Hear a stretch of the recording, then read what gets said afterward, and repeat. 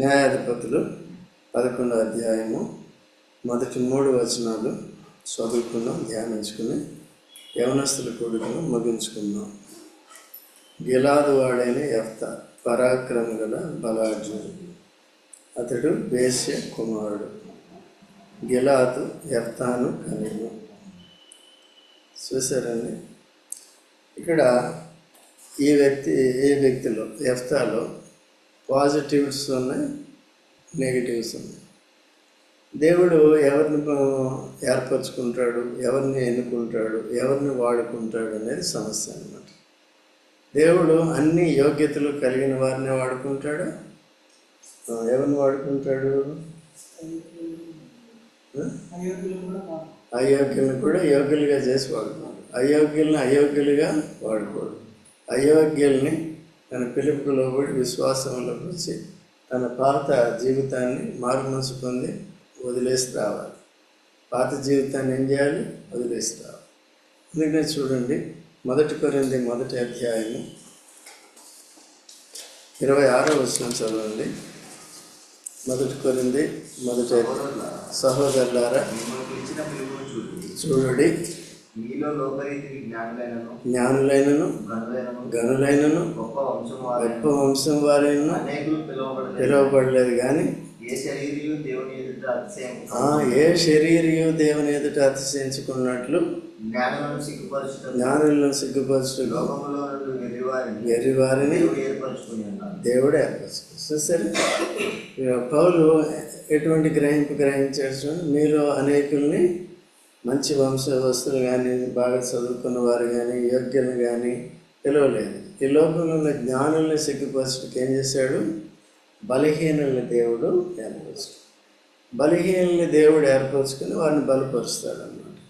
ఎందుకంటే అన్ని యోగ్యతలు కలిగిన వారు, భౌతికంగా అన్ని యోగ్యతలు కలిగిన వారు దేవునికి లోబడరు అన్నమాట. ఎందుకంటే వారు స్వబుద్ధిని ఉపయోగిస్తారు. వారు తమ బలాన్ని బట్టి, తమ పేరుని బట్టి వారు అతిశయించేవారు ఉంటారు. అట్లా అతిశయించుకున్నట్లు దేవుని మీద ఆధారపడేవారు ఆయనకు కావాలన్నమాట. ఈవెన్ రక్షణ కావాలంటే ఎవరి మీద ఆధారపడాలి? యేసుప్రభు మీద ఆధారపడాలి.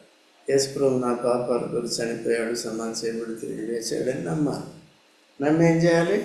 బాప్తిసం కూడా తీసుకోవాలి. ఓకేనా? అలా విధేయతలోకి రావాలి. తర్వాత ఈ గిలాదు యెఫ్తా పరాక్రమం గల బలాఢ్యుడు. ఇదే మాట ఇంకొకరి విషయంలో కూడా ఉంది. చూడండి, 2వ రాజులు 5వ అధ్యాయం 1వ వచనం. 2వ రాజులు 5వ అధ్యాయం 1వ వచనం. సిరియా రాజు సైన్యాధిపతి నయమాను ఎవరుండెను? సిరియా రాజు యొక్క సైన్యాధిపతి. సిరియా రాజు యొక్క సైన్యాధిపతి అనుమకుడుండెను. యెహోవాయే సిరియా దేశానికి ఏం చేశాడు? కొన్నిసార్లు దేవుడే అన్ని జనులకు కూడా విజయం ఇస్తాడు అన్నమాట. ఎవరికి ఏ పాటు నేర్పాలో వారిని ద్వారానే వారిని శిక్షిస్తూ ఉంటాడు. ఓకే, విజయం అనుగ్రహించాను గనుక అతడు తన యజమాను దృష్టికి గనుడై దయ పొందిన వాడాయను. కనుక విజయం పొందినందుకు తన యజమానుడు, తన రాజు ఏం చేశాడండి? తను మెచ్చుకున్నాడు, దయ పొందాడు, ఆ విధంగా ఉన్నాడు. అతడు మహాపరాక్రమశాలి అయి ఉండెను గాని దగ్గర ఉంది. ఏంటి? గోని గాని దగ్గర ఉంది కదా. గాని ఆయన అన్నీ ఉన్నాయి. రాజు దగ్గర మంచి అభిమానం కలిగి ఉన్నాడు రాజుకి. ఎందుకంటే విజయాలు సాధిస్తున్నాడు, పరాక్రమం ఉంది, అన్నీ ఉన్నాయి. గాని ఏముంది ఆయనకి? అందుకనే ఈయన పేరు నయమాన్ అన్నమాట. నయమాన్లో గర్వం ఉంది బాగా. అయితే దేవుడు ఏం చేశాడంటే ఇశ్రాయేల్ దేశానికి నడిపించి చిన్నదాని ద్వారా ఇశ్రాయేల్ చిన్నదండి కదా, అమ్మాయి సువార్త చెప్పినప్పుడు మా దేశంలో ఒక ప్రవక్త ఉన్నాడు, ఆయన దగ్గరికి వెళ్తే స్వస్థపరుస్తాడు. ఈయనేంటంటే రాజు దగ్గర పత్రిక తీసుకుని, ఎందుకంటే లోకంలో పేరు ప్రఖ్యాతులు ఉన్నాయి, రాజు దగ్గర ఉన్నాడు, సైన్యాధిపతి. రాజు కూడా ఆయనకి ఏం చేస్తాడు? ఫేవర్ చూపిస్తాడు, దయ చూపిస్తాడు. అందుకని పత్రికలు ఇచ్చి ఇశ్రాయేల్ రాజు దగ్గర పంపించాడు. అమ్మాయి ఏం చెప్పింది? దైవజనుడు ఉన్నా, ఈయన ఎక్కడికి వెళ్ళాడు అంటే బుద్ధి ఉందా, బుద్ధి లేదా? ఒకటి చెప్తే అక్కడికి వెళ్ళేటప్పటికి ఆ రాజుకి ఇన్ఫర్మేషన్ లేదు, ఏం తెలియదు. ఈయన పోయి నాకు కుష్ఠరోగం వచ్చింది బాగు చేయమంటే ఆయన కలవరపడ్డాడు. ఏం నాతో యుద్ధం చేయడానికి వచ్చినావా, పోట్లాడటానికి వచ్చినావా అని మిస్అండర్స్టాండ్ చేసుకుని ఆయనేమో పెద్దగా బాధపడిపోయాడు. అప్పుడు ఏం చేశారంటే అక్కడికి దైవజనుడు ఆయనకి చెప్పాడు. దైవజనుడికి ఆ ఇన్ఫర్మేషన్ వచ్చింది. వచ్చిన తర్వాత నా దగ్గరికి పంపించినప్పుడు ఆ నయమాను, కుష్ఠరోగంతో ఉన్న నయమాను ఏం చేశాడంటే ఎలీషా దగ్గరికి వెళ్ళాడు. దేని మీద వెళ్ళాడు? రథం మీద వెళ్ళాడు. రథం మీద వెళ్ళాడు. ఎందుకంటే రాజు అధికారంతో వచ్చాడు కాబట్టి సైన్యాధిపతికి కూడా ఘనత గౌరవాలు ఉంటాయి. వచ్చి ఎలీషా ఇంటి ముందు రథాన్ని ఆపి అక్కడే కూర్చున్నాడు అన్నమాట. ఏం చేయాలి? ఆయన దీనుడైతే స్వస్థత పొందాలంటే ఏం చేయాలి? దిగాలి, వెళ్ళాలి, ఆయనకి వందనాలు చెప్పాలి. చెప్పి ఆయనకి ఈ పరిస్థితి అని చెప్పాలి. అదే రాజు దగ్గరికి వెళ్ళినప్పుడు ఏం చేస్తుంటాడు? దిగి లోపలికి వెళ్ళి ఉంటాడు కదా. ఈ దైవజనుడు అనేటప్పటికి ఏమైపోయిందండి? ఈయనకి రాజస్థాయి లేదని, రాజు కంటే ఎక్కువ అనే సంగతి తెలియదు ఈయనకి. ఎవరు ఎక్కువ? రాజు ఎక్కువ, ఈయన ఎక్కువ. ఈయన ప్రవక్త లేకపోతే రాజు ఏం చేస్తాడు? ప్రవక్తతో దేవుడు ఉన్నాడు కదా, రాజుతో ప్రవక్త ఉన్నాడు. ఈ ప్రవక్త ఆయనకి ఏ సమస్య వచ్చినా ఎవరు సాల్వ్ చేయాలి?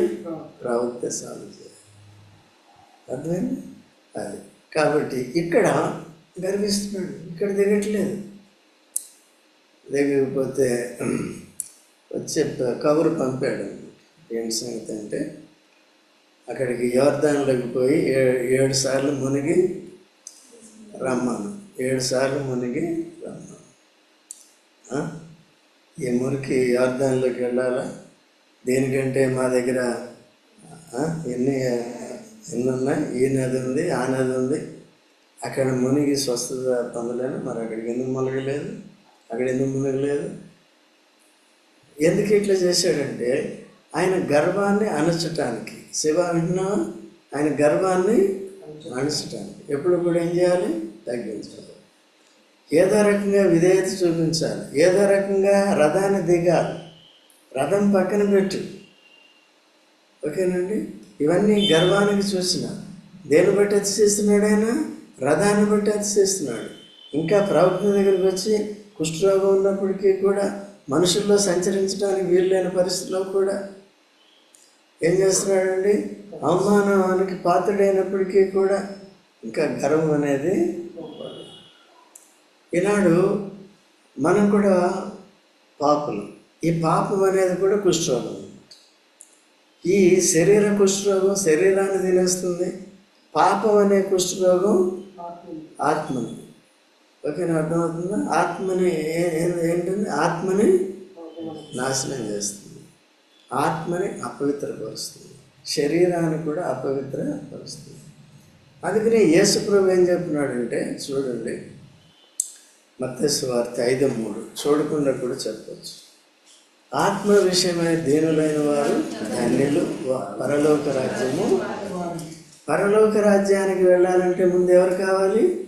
పరలోక రాజ్యం ఓన్లీ దీనులను మాత్రమే ఎన్నుకుంటుంది, గర్విష్ఠుల్ని ఎన్నుకో. ఇప్పుడు ఈ నయమాను గర్విష్ఠుడిగా ఉన్నాడా?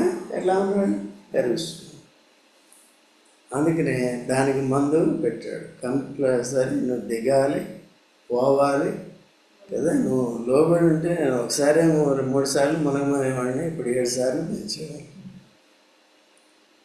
కాబట్టి దేవుడి దగ్గర మనం ఎప్పుడు ఎలా ఉండాలి? మనుషుల దగ్గర ఎలా ఉండాలి? ఎందుకు లేనిపోను గొడవ కదా. గర్వం చూపించుకోదు, పడకూడదు, కూడా ఉండకూడదు. అప్పుడు తన దగ్గర ఉన్న ఒక దాసుడు, సో ఆయన ఎంత తెలివి ఉంది, ఎంత సంస్కారం ఉంది, ఎంత గ్రహింపు ఉంది, ఎవరికి లేదండి ఇది?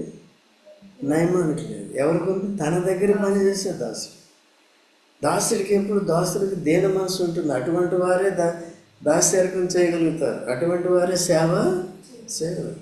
దేవుడు మనల్ని సేవకులుగా పిలుచుకున్నప్పుడు మనందరికీ ఏం మనసు ఉండాలి?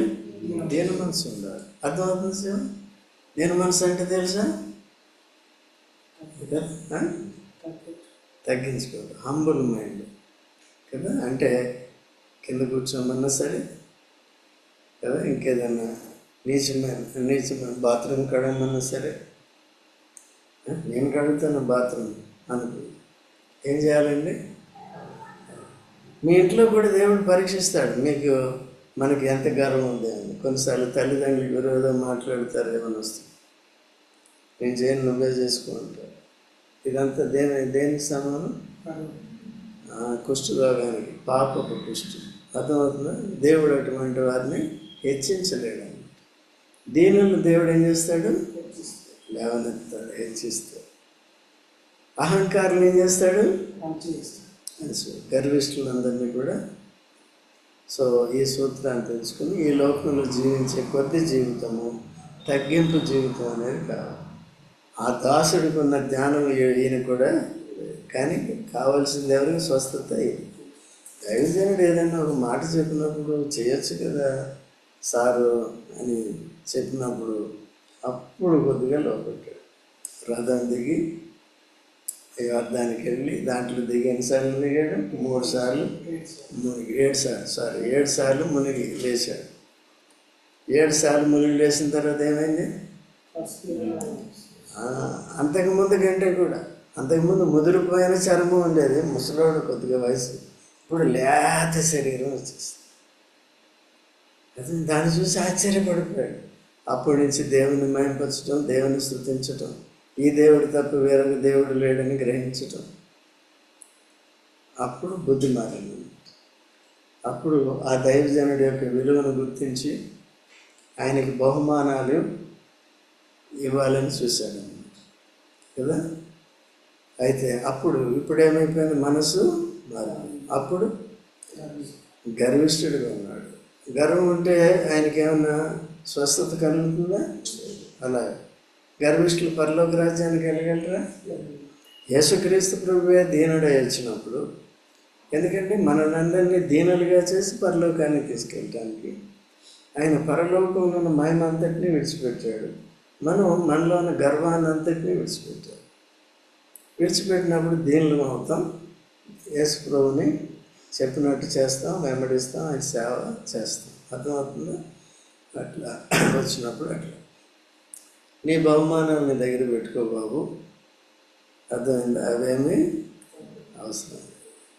దాన్ని కూడా అది చేస్తారు. నేను ఇంత ఇచ్చేసిన, అది ఇచ్చేసిన, ఇది ఇచ్చేసిన అని చెప్పుకోకుండా ఏం చేశాడు? అట్లా చేశాడు. కాబట్టి ఆ కుష్టి ఇంకొకరికి వెళ్ళింది. ఎవరికి వెళ్ళింది? ఎవరి సేవకుడైనా? ఎలీషా సేవకుడు. ఇప్పుడు నయమాను సేవకుడు మంచోడా? ఎలీషా సేవకుడు మంచోడా? చూసారా? అర్థమవుతుందా? ఎలీషా సేవకుడు ఏం చేశాడండి? ఈయన లోపలికి వెళ్ళిపోయాడు, ఆయన బయలుదేరాడు. వాళ్ళు దేశం వెళ్ళిపోవడానికి సిరియా. ఎవరు? నయమాను స్వస్థత పొంది స్థుతి.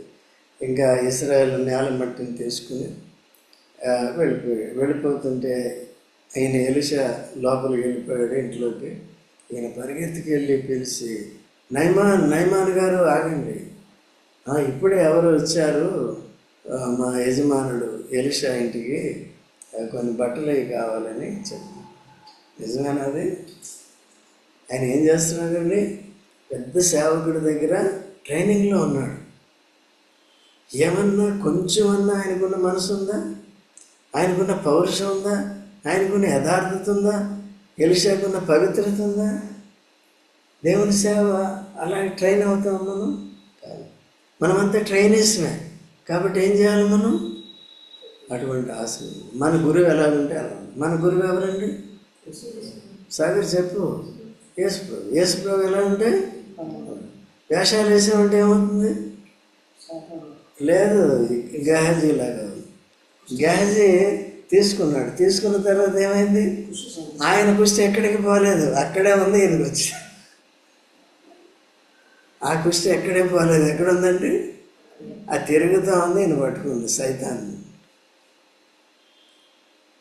ఏమైపోయిందండి? సేవ పోయింది, అప్పుడు అంతా పోయింది. అట్లా నాశనం చేసుకున్నవారు ఆశను బట్టి, దురాశను బట్టి, చెప్పింది చేయకుండా దేవుని బిడ్డలు అని చెప్పుకుంటూ అట్లా చేసిన వారు చాలామంది. మనం అట్లా ఉండకూడదు. ఎప్పుడు కూడా దేవుడు ఏర్పాట్లు ఉండేటట్టే దేవుడు చేసుకోవాలి. దేవుడు ఎవరిని ఏర్పరచుకుంటాడు? దీన మనసు కలిగిన. దీన మనసు కలిగిన వారిని హెచ్చిస్తాడు. అక్కడి వరకు అండి, పరలోకం వరకు కూడా హెచ్చిస్తాడు. ఈ లోకంలో కూడా హెచ్చిస్తాడు. జాగ్రత్తగా ఉండాలి. మళ్ళీ ఇక్కడికి వెనక్కి మనం వచ్చినప్పుడు గిలాదు వాడైన యెఫ్తా కూడా అటువంటి వాడే. పరాక్రమం గల ఎవరండి? అయినా సైనికులు ఉండాలంటే ఏముండాలి? బలం ఉండాలి కదా.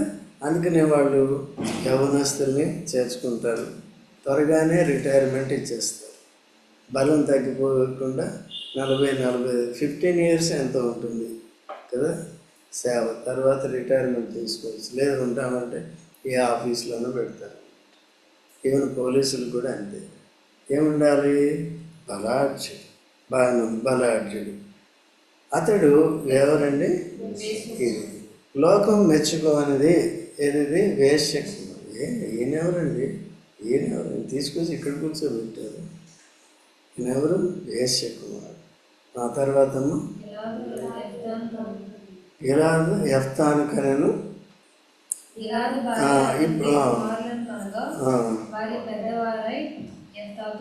నీవు అన్య స్త్రీకి పుట్టిన వాడువు కనుక మన తండ్రి ఇంట నీకు స్వాస్థ్యం లేదనేది.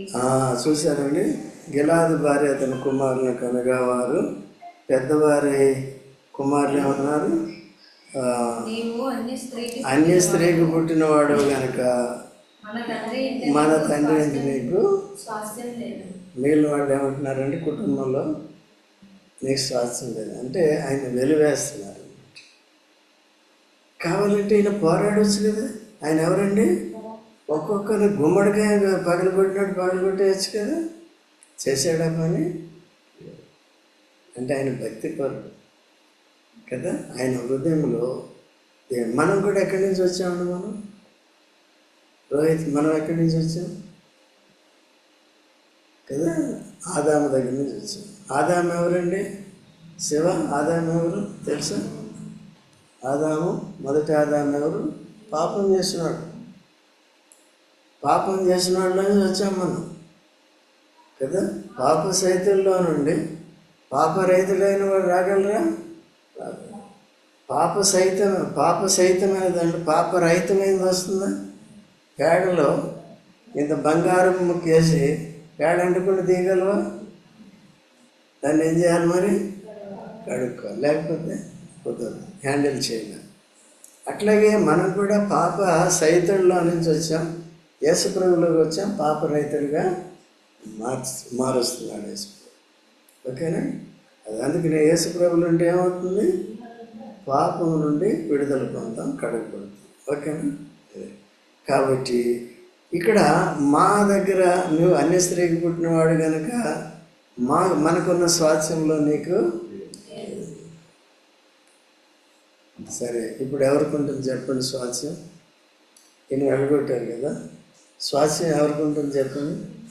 వీళ్ళకే ఉంటుంది. వాళ్ళు కూడా రేపు ఈయన దయాదాక్షిణ్యం మీద ఆధారపడాలి, తర్వాత ఉంటుంది. ఎందుకు?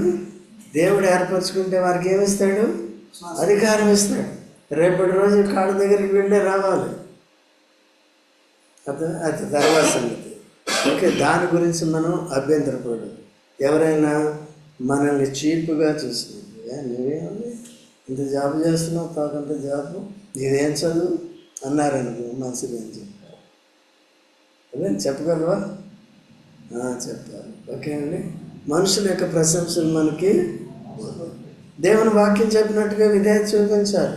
లేకపోతే కూడా నయమాన గర్వంలాగా ఉంటుంది. కుష్టి పోదు, ఇంకా పెరిగిపోతూ ఉంటుంది. తగ్గించుకోవాలి. తర్వాత ఏముంది? ఎఫ్తా తన అమ్మ. సహోదరుల యొద్ద నుండి పారిపోయి టోబు దేశం నివసింపగా అల్లరి జనం ఎఫ్తా యొద్దకు వచ్చి అతనితో కూడా సంచరించుచుండారు. చూసారండి, ఎఫ్తా సహోదరుల నుంచి ఏమైపోయాడు ఇప్పుడు? ఎందుకు నాకు స్వాస్యం లేదని చెప్పేటప్పటికి ఏమనలేదు, తను వచ్చేసి టోబు దేశంలో వచ్చేసినందుకు అల్లరి జనము ఎఫ్తా ఎదుకు వచ్చి అతనితో కూడా కూడా సంచరించుచుండారు. సంచరించు. కాబట్టి ఇప్పుడు ఎవరు అల్లరి జనంతో ఐక్యపరచు. సో కాబట్టి అయితే దేవుని బిడ్డలు జాగ్రత్తగా ఉండాలి. మనం అల్లరి చేసే వారితో కూడా సాంగత్యం చేయకూడదు.